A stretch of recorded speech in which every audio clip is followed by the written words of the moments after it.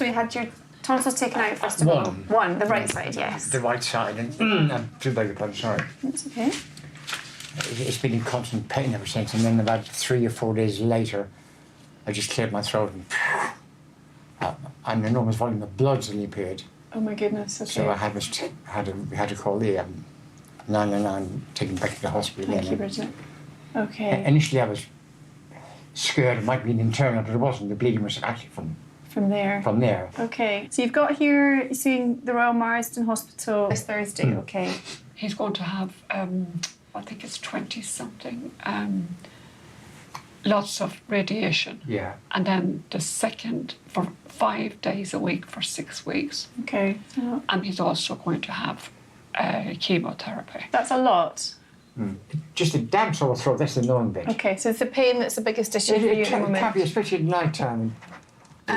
You're on the omeprazole, the propranolol, yes. The calcium and the vitamin D, and then the bone alendronic acid once a week. And then importantly, painkiller-wise, is the cocodamol.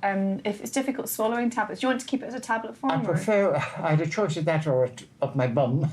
Oh, Charles. I did. So I quickly learned how to swallow it.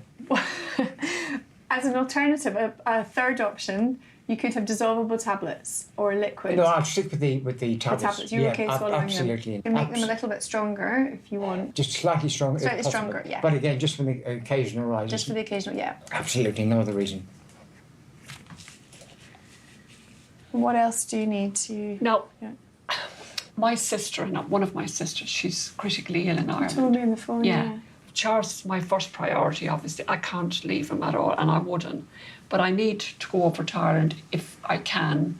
If Charles's sister came and stayed, which she will, all the time in the house with Charles while I'm away, do you think that is... I think that's fine. It is. I think that's absolutely fine, completely. Yeah. If Charles was happy with absolutely. it. Absolutely. And you have... Absolutely, yeah. of course. It would only be for 2 days. Okay. You know, your sister, she's very unwell, she sounds... And you need to... Yeah. If you need to go over, and if you've got somebody... Not the child you need looking after, but I think it's nice to have somebody else there. You've had a very difficult time and you're going through a lot, and if your sister can come and help... I'm a very different patient. You're not a difficult patient. You're not at all. We would like to support carers as much as is possible. It's often a very unrecognised role across the UK. They estimate 6.5 million people are carers in some form or another to friends or family, which works out at 1.1 in every 8 adults in the UK. So it's a huge proportion of people. Often people might not recognise themselves that they are carers. They may be providing a caring role but not think of themselves as a carer. So one of our roles is to try and identify people who are providing a caring role and try and support them as much as we can. I think you're coping, from what I can tell, very well. And I know good Lord, I've got a lot to do yet. Right, but we won't take so, any longer. Thank okay, you no, not at all. Time. Perhaps we could see you again maybe in about 2 or 3 weeks. Oh, we great. could do that. Yeah, and then, that's very kind. But anything in the meantime, I'm You're happy so to keep kind. Not at all. Thank you very, very much indeed. No, okay. All right, bless you. Oh. Okay. Thank you. All right. Thank you for all your kindness. You're very welcome. Take care. See you You soon. take care. So, okay. Bye now. Bye-bye. Bye-bye. All right.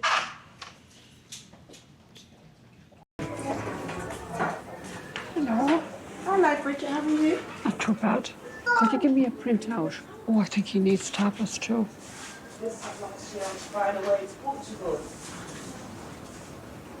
Oh, thank you. That's your missing link. That's lovely. You know how long I nearly lost Charles on Wednesday. He had a massive bleed out. And he had to have 5 units of blood. How are you? I'm all right, I'm in bits, but he's in there now. He woke up and he said, Brigid, my nose is bleeding. He came down. The whole of my bathroom, the sink, the bath, the walls, the floor, the paramedics never seen so much blood. And the paramedics thought he was gone because he just went. Oh, Kim, I really thought I was gone myself. I couldn't bear it anymore. He is going to bleed again, and that's why because my sister is really ill in Ireland. I can't leave Charles on his own at all now. Oh my God, you never see the blood. And Charles was sitting on the side of the bath and he just went. His eyes and his Roll through backwards.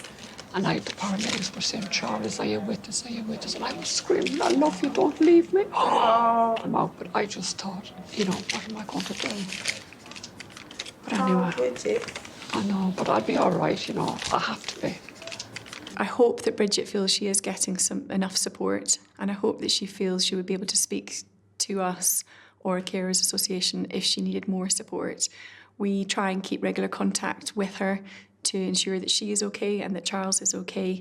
I think one of her strengths is she's able to be open with people about her feelings. She doesn't keep things closed in, and it's nice that she has a relationship with some of the staff at the surgery here where she can talk to people about how she's feeling.